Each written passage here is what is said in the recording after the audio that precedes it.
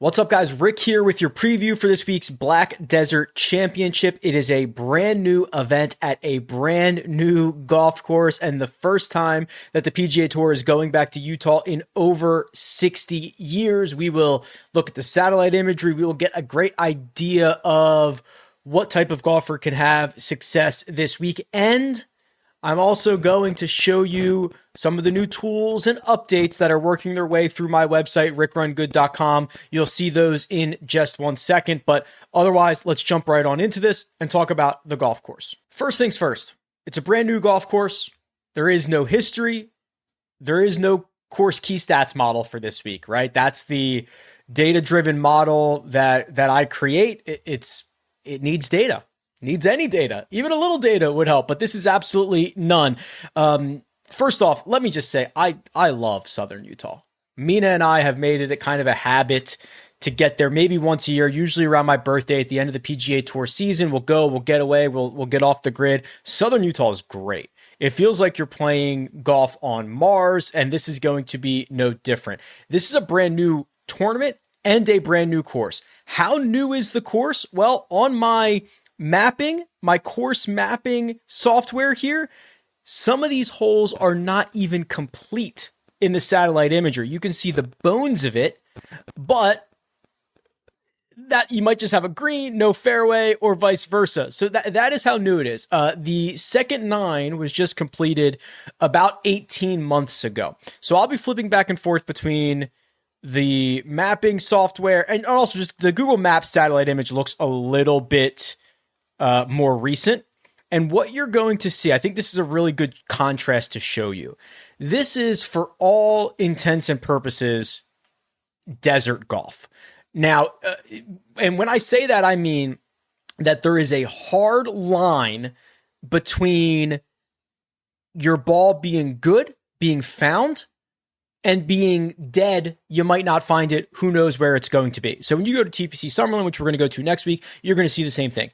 It is, fairway, maybe a little bit of rough, and then you're in the desert, which you are totally screwed. And the difference between those two things might just be 1 yard. There's not a gradual change from one to the other. At this golf course, Black Desert Resort, it's not necessarily desert, although I guess it is to some extent, but it's lava rock. You will actually see this come into play. It's a beautiful visual on some of these fairways in which, guys will be hitting over it or something like that. It's an awesome, awesome look. It's going to look so cool on TV, but that's the concept here. So off the tee, you are looking at, lush, wide fairways with that lava rock, that desert being the big issue. Is it going to be an issue? Well, I was looking through some of this, a lot of this, quite frankly, and it is true that some of the landing zones, some of the fairways, 30 yards wide, but then you're getting about another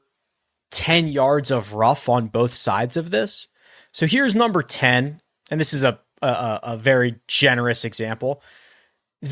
There's rough here, although the rough is only going to be 2 inches thick and it's not going to be a problem at all. There's fairway bunkers here, but this safe zone, which is grass or bunker, is 90 yards wide. Okay, that's not going to be an issue. Same thing here, where this is number 18. This is at like 290 yards. Fairway alone is 54 yards wide. Add in another 10 of rough. Add in another 10 of fairway bunkers, you're talking about 74 yards wide. So you do absolutely have to keep your ball in play. I just don't think that's going to be a huge issue for many guys because of how wide the safe zone is. And I'm including rough and I'm including fairway bunkers into the safe zone. There are 2 holes in which water comes into play. They are down here. 13, there's water up the left-hand side. And then there is, I believe, one more.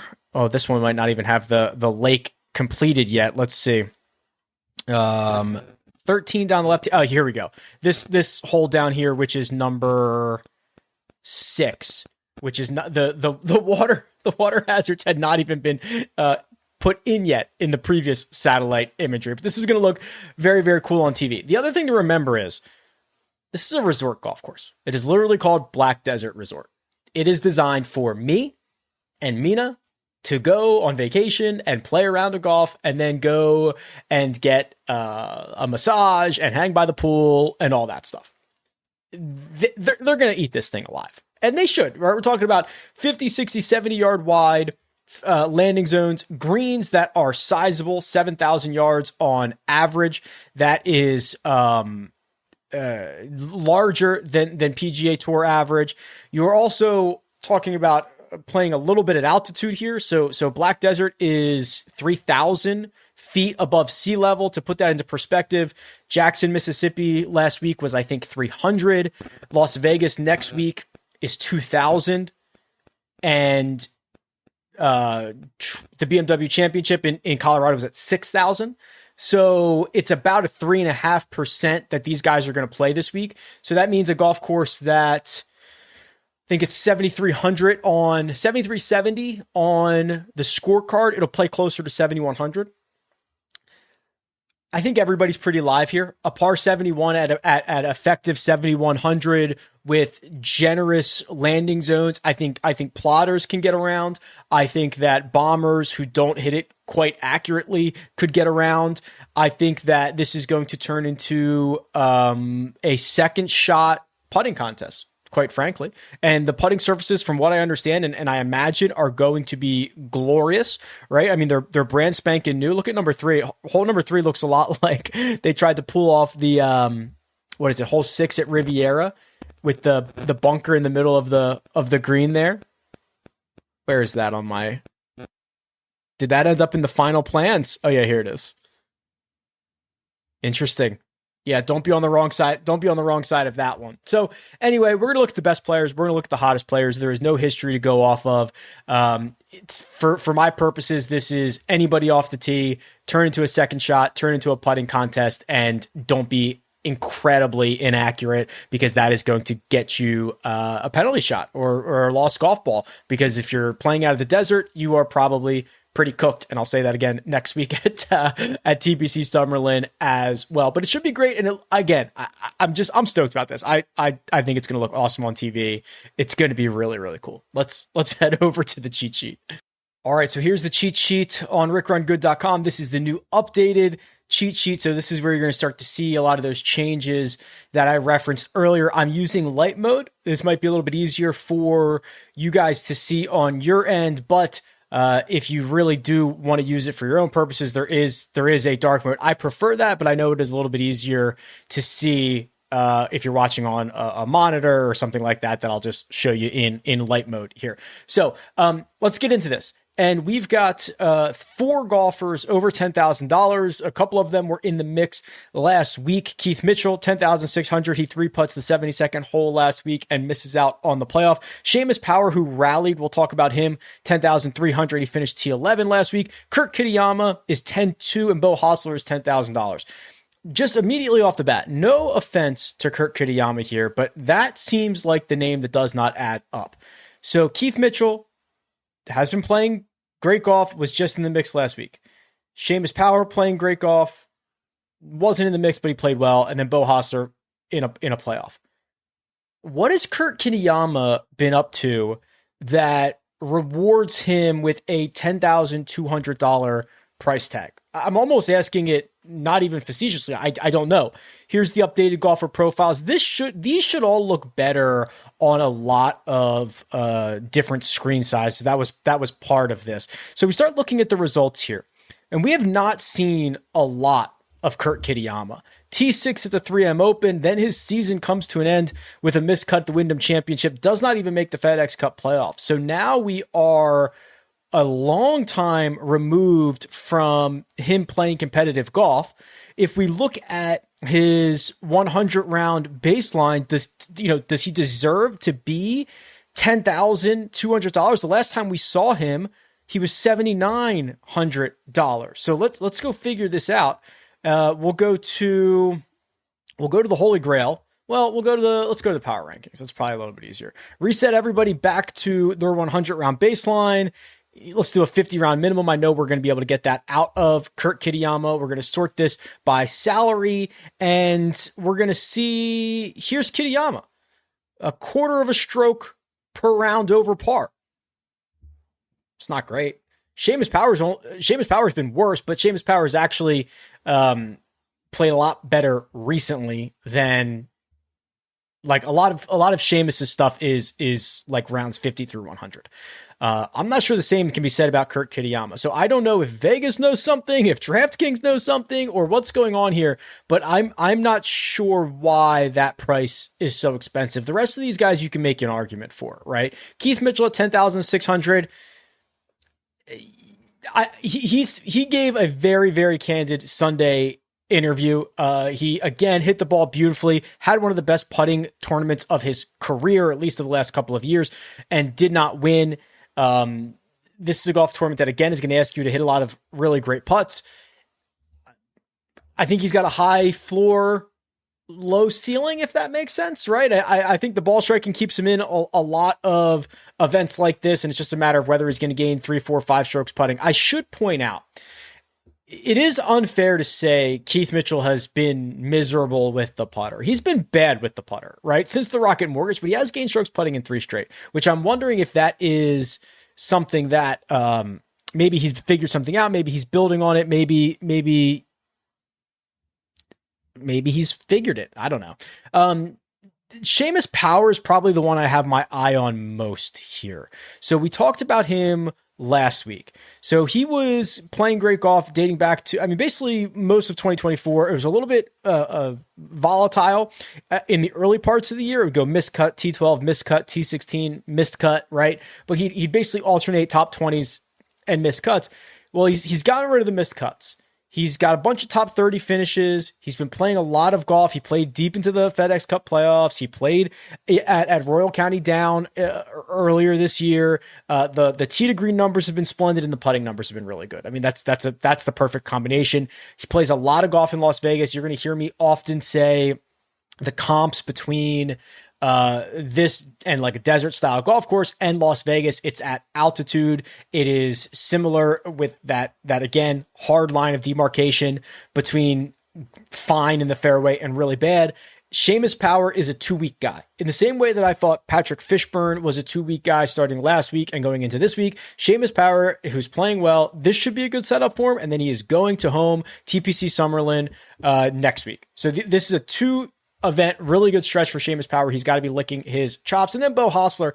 Listen, Beau played great last week. He's going to have to putt well, which is something that he usually does. He's still a couple of those short missed putts that give me a little bit of trouble. He did lose the driver a little bit on the second 9 on Sunday, which gives me a little bit of worry. But when you look at this in totality, he drove the ball well at the Country Club of Jackson, and I'm excited to see what he can do. But for me, it is a pretty clear 1 Seamus Power, probably 2 Keith Mitchell, 3 Beau Hossler, and I hate to say such definitive things like this, but a distant 4th Kurt Kitayama. Is he just going to win this week? I hate it when it does that. It just does not make any sense to me whatsoever. Seems like such an outlier. Yeah, it's going to be weird. Okay, here's the 9K range. And I think there are a lot of very similar names to last week that I'm interested in. Patrick Fishburne is $9,600. Ryan Fox is $92. And then we're going to deep dive Lucas Glover here in a second. We're actually going to deep dive Steven Yeager as well. I think they all deserve it. I'll be very quick on Patrick Fishburne. He is still, in terms of strokes gained trend over the last 36 rounds, I'm going to call him the best player in this field. Matt McCarty technically has a better strokes gain number, though that's only 4 rounds under PGA Tour conditions. All of Patrick Fishburne's are under PGA Tour conditions. He's at a 1.65 on the strokes gain trend. So he's a 0.8 per round player by himself, and he's playing 0.8 above his baseline right now. So that gets him to the 1.6 or the 1.6, excuse me. And if you look at his profile, he had 2 really good rounds last week, Thursday and Friday, and then just did not make enough birdies on Saturday and Sunday. And you just cannot make pars. You can't make pars at the Country Club of Jackson. He fades into a T48, but still a bunch of really good finishes. And this is a home game for him. It's the only home game he's going to get as a native of Utah. Ryan Fox is here as well. he showed that kind of boom or bust, had a couple of good rounds, had a couple of okay rounds, still just mashes the golf ball, right? 3.3 strokes gained off the tee, another 4 on approach, another 4 with the putter, which broke a streak of losing with the flat stick in 4 straight. These greens are going to be absolutely perfect, barely touched. They're going to roll well. They're going to run it like a 12 on the stimp. Should be playing with a lot of confidence right now. I'm ready to roll back out one more time with Ryan Fox. And then the two that I want to take a look at are Lucas Glover and Steven Jaeger. Lucas Glover, I have essentially not touched since he went back to back with those wins at the end of, what would that have been, last season? And that has not burned us one single bit. However, what do we have brewing again? 2 events in a row in which he's gained 3.5 strokes putting. That is always going to be the thing with Lucas Glover. And he has these moments where he will do this for 2 or 3 events in a row. He will make his hay, right? He'll win once or twice or something like that. And then he will kind of fade into oblivion again. He really, here's that stretch that I was talking about at the end of 2023. Rocket Mortgage, John Deere, Wyndham, and FedEx. Gained strokes putting in each one of those in a significant way. Top 6s in all of them. Top 6s in all of them. 2 wins, changes the next couple of years of his career. Are we kind of in one of those moments right now? I'm not against it. I'm really not against thinking that we're like, this is a one and done shot on Lucas Glover. If he putts the way that he did at either one of the first 2 events of this fall, he's going to be in the mix. If he doesn't, he's going to finish T44 and we don't have to worry about him for another year. Steven Jaeger, I think, is interesting. I love the talent of Steven Jaeger. I'm a believer in his game. He had that really long made cut streak. When he's playing well, he can gain in all 4 categories. Unfortunately, the deep dive reveals some pretty ugly metrics here. Losing strokes on approach significantly in 4 in a row. The putter has had to be white hot to even get him inside the top 40. Not a lot of really great finishes here. I was hoping to reveal something a little bit better. So Glover, I'm a bit more bullish on. Jaeger seems to be a little bit in a pickle, not somebody that I'm probably going to be investing too much in. The AK range is really fascinating. If you want to go back to Chan Kim, who continues to play well, do it. If you like the risk reward of Michael Thorbjornsen, do it. If golf was covered like other sports, and this is a positive or a negative, right? It's mostly a negative, but I would love it if somebody on site would ask JJ Spawn how he's feeling. Okay, so he withdrew after, I believe he completed 1 full round last week and withdrew. I want to say it was a back injury, but do not quote me on that. You know what? While I'm here, I'll just look it up. What was his reason for... No official reason. Let's do. Let's say what reason he gave here. Now he's giving. Sorry, we're really losing now. JJ Swan didn't give a reason. Okay, there you go. Well, I would love to know. I would love it if somebody was going to be on site and ask him, because he is playing. I mean, if you look at the trends tool, he's still one of the hottest players. If he's completely healthy and this is not something to be worried about, you'd love to go back to him. He's going to keep the ball in play off the tee. He can get really hot with the putter. I would love to go right back to him, but I need to know a little bit more. Harry Hall is probably my favorite guy in the $8,400 range. It's going to feel a lot like Las Vegas. He plays out of Las Vegas. He is a phenomenal short game player. That's both around the green and with the putter. He's gained strokes putting in every event dating back to the Charles Schwab. That's like 9 in a row. But look at what else he's done. He started to pick up a lot of strokes from tee to green. What else has he also done? He played 3 European Tour events, so he's continued to play all fall. Played the British Masters, played the Irish Open, played the BMW PGA Championship. 2 of those resulted in top 18 finishes. What else has he done? He's won in his last 6 starts. Great. What else has he done? That's mostly it, but you get the picture here. It's going to feel a lot like a Vegas event. It is a golfer who has improved the worst part of his game and has not lost the best part of his game, who has played a lot of golf and given us a lot of data recently. Hard to argue with any of that. So he's probably my favorite here in the $8,000 range. He is 8,400. Andrew Novak, by the way, when you start running a bunch of models, when you start running, here's the strokes game, here's the trends tool, right? Andrew Novak is like a top 10 player in that category. The advanced metrics really like the way that Novak is coming on. 5 or more strokes gained from tee to green in 3 straight. Now you've got to be able to combine that with the putter. He has hovered. So 3 of his last 4, he's been basically a 0 putter. And then the Wyndham Championship, he lost like 5 strokes putting. But that 0, if he can be a 0, if he can be a +1, I don't want to even ask him to do what he did this summer when he got hot with the putter. But like there's enough here to say that Andrew Novak is worth consideration. I mean, he is just a slightly below average putter over his last 100 rounds. He's better on bent grass than he is on any other surface. I don't think it's the worst situation to run him out. And a lot of the models that I've run already this week really do like Andrew Novak. And then we finally got Matt McCarty. Finally got him some strokes gain numbers. Got him on the shot link. What did we find? Well, he gained a stroke on approach, lost 1.4 at the putter, lost a little bit around the green, lost a little bit off the tee. It wasn't great, but he made the cut. He finished T63. First PGA Tour start. He's going to get his feet underneath him. I'm buying stock on Mr. Matt McCarty here.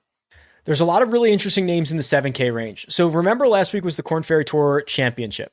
The 30 cards were issued. Now, those cards, I don't think technically they don't take effect until January, but there are some guys who played there last week who are getting in this week on maybe it's a sponsor's invite or another piece of criteria. I'll point out one in a second. The 7K range, Daniel Berger just had what has got to be his best result in a long time, a 7th place finish last week. Let's see how he did it. Yeah, this is what I was afraid of because this is going to reel me in. Daniel Berger, when he was healthy, what was that? 2022 is probably the last time we saw him healthy, was routinely a guy who gained across the board. Top 12 player in the world who gained in all 4 categories. He did that again at the Sanderson Farms. 7.5 strokes gained from tee to green. It is a massive number. We have not really seen him do anything like that. I mean, he played well at Pinehurst at the US Open. He gained 10.5 strokes from tee to green, but he lost a ton with the putter. We have not seen him put together this good of a profile basically since he's returned from injury. The pedigree is better than anybody else in this field. So at $7,700, I will attempt to be early on Daniel Berger. And I think that is fair. Somebody asked me on the live chat last week, which by the way, this week's live chat back to a normal time, 3 p.m. Eastern time, RickRunGood YouTube channel on Wednesday. Somebody asked me if there was still juice to squeeze out of Patton Kizzire. And the answer was yes, because he was still hitting it so well from tee to green. He was a capable putter, even if he lost, even if you cut in half his strokes gained putting from his win at the Pro Tour, there was still enough juice to squeeze there. And he finishes T11 at the Sanderson Farms with a much more sustainable rate of putting.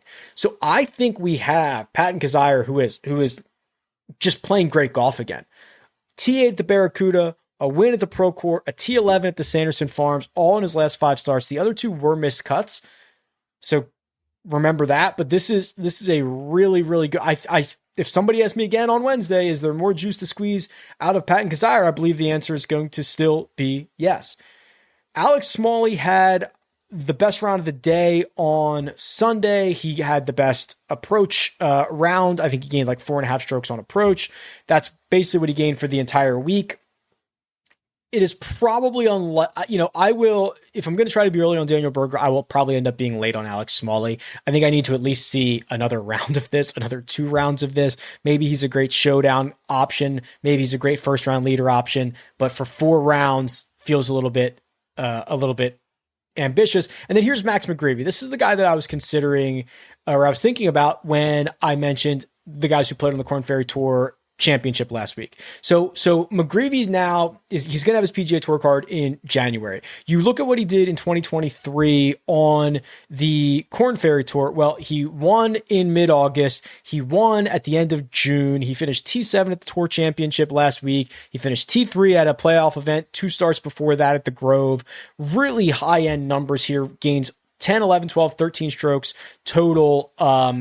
I don't want to say routinely, but enough. He played in one PGA Tour event last year, finished T30 at the Byron Nelson.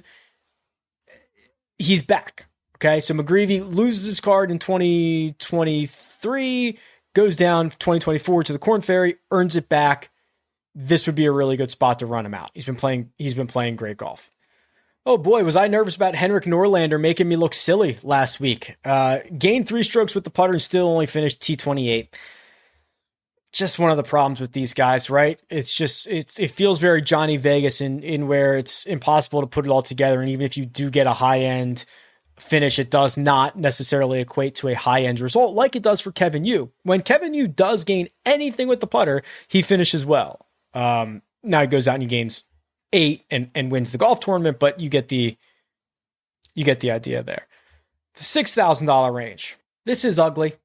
It's very ugly. I'll pull up Lonto Griffin's profile just because he's probably got the longest made cut streak of anybody here. I don't know if that's true. I might be exaggerating a little bit, but he's made 4 cuts in a row, including a T10 at the ISCO in July. The tee to green numbers are good. The putting numbers aren't the worst thing in the world. He makes me uncomfortable, but he makes me more comfortable than a lot of these other options. Chad Ramey, who I would have probably also liked this week, again, withdrew.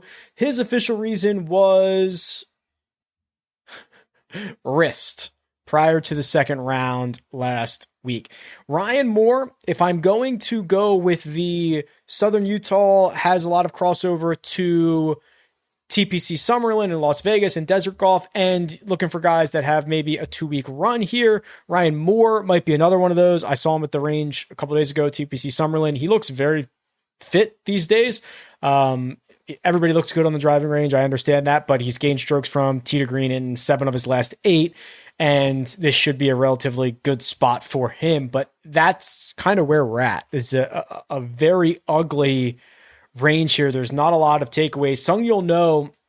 So if you want to go the Max McGreevy Sung Yul No route, I don't mind that. Sung Yul No's had to play a lot of Korn Ferry Tour events. He went deep into their playoffs. He finished T18 at the Korn Ferry Tour Championship. Don't quote me on this, but I believe he was one of the 30 that got his PGA Tour card. So now you've got him going back and forth between the PGA Tour and the Korn Ferry Tour since July. Has some decent results, a couple of top 20 finishes, a T6 at the ISCO, T5 at the Pinnacle Bank, T12 at the Simmons Bank, and then I mentioned that T18 last week. So there is enough here that says, okay, he's continued to play. You know, if the question is, we haven't seen this guy since the Wyndham, or a golfer who's played well into the playoffs of the Korn Ferry Tour, I think I would rather have the guy that played deep into the Korn Ferry Tour as opposed to a guy who just has not played. I did want to look up Paul Barjan from the Grave, T33 last week. I did want to look up his metrics to see how he did it,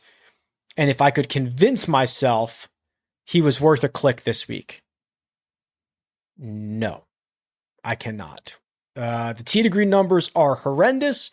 He picked up 6.5 strokes putting, which is probably the best putting round of his tournament of his career, and still only finished T33. So unfortunately, that is not going to work for Paul. I will point out, I don't want you to play him, but I'll point out that if you are just sorting by strokes gained total, Mike Weir pops up, which, by the way, that looks like a brand new headshot for him. Looks great. Because he's been beating up on the senior tour guys. Okay. So you see the numbers here, runner up, 3rd place finish, 6th. That's all senior tour stuff. Played the Canadian Open. He missed the cut. Played the Pro Tour. He missed the cut. I do not envision a lot of great success this week. But if you're sorting by strokes gained total, you're like, what's going on here? All right. Custom model looks a little bit different, right? Everything is still here for you and then some. You can change your settings of, how many lineups, how many rounds you want. how much randomness you want, what slate you want. You can do that all down at the bottom. And because it's collapsible, should look a little bit better than on other devices. Still highly recommend you're using, a desktop or an iPad or a tablet at worst, but this should look better on a lot of different options and screen resolutions and everything like that. All right. What are we going to do? We're going to put a baseline in, obviously, of 20 on strokes gained total last 24. Oh, excuse me. Last 24. And then another 20 on weighted strokes gained total, just to be kind of fair here. So that's 40. We are going to put a lot on approach. Opportunities gained 15, and then greens and regulation 15, just for those who, because not everybody has the shot by shot metrics. If they're coming from Senior Tour, if they're coming from Corn Ferry, but they would have green and regulation numbers in the database. So I'm covering my bases here. And then I'm going to put, I'm trying to think how I want to do this without boxing some guys out. 15 on bent grass putting. And then I'm going to let's do strokes gain distribution, 4 or more for the last 15, because everybody would have that, because if they've played around, they have a score, they have a strokes gain number. So that's what I'm going to do. Wow. Number one golfer is Bo Hostler. Did not necessarily see that coming. Yeah, ranks really well in all of these. Ben Griffin is number 2. I scanned over his name in that 9K range, and I thought, this might be a Ben Griffin place. High upside, a lot of opportunities, lots of greens and regulation, gets the benefit of playing on the PGA Tour with the weighted stuff. There's Andrew Novak. They're again, at almost every model I've run, Andrew Novak finds his way inside the top 5 somehow. Justin Lauer, who I think closed well last week, is 4th. Keith Mitchell is 5th. Fishburne is 6th. Ben Coles is 7th. Look at Harry Hall sneaking up here, 8,400 at 8. Patton Kazire is 9. JJ Spawn is 10. I'm just kind of going through and updating some of my favorites here before I forget. These are just guys that I'm afraid I would that I would forget, or I want to make sure that I build into some of these lineups a little bit more. Okay. Berger. I would definitely forget about Berger. Berger does not model well. He's 41st in my model, which is actually not the worst considering he's $7,700. But again, that's a trying to be early rather than late situation. Okay, cool. Well, listen, there's always going to be updates to the tools. I'm constantly working to make those a little bit better. I'm going to see you guys on Wednesday. If anything looks off on the tools or whatever, let me know. It's a one-man show over here with Mina. It's a two-man show. So another set of eyes would be great. So yeah, give us a holler, but best of luck this week and talk to you guys soon.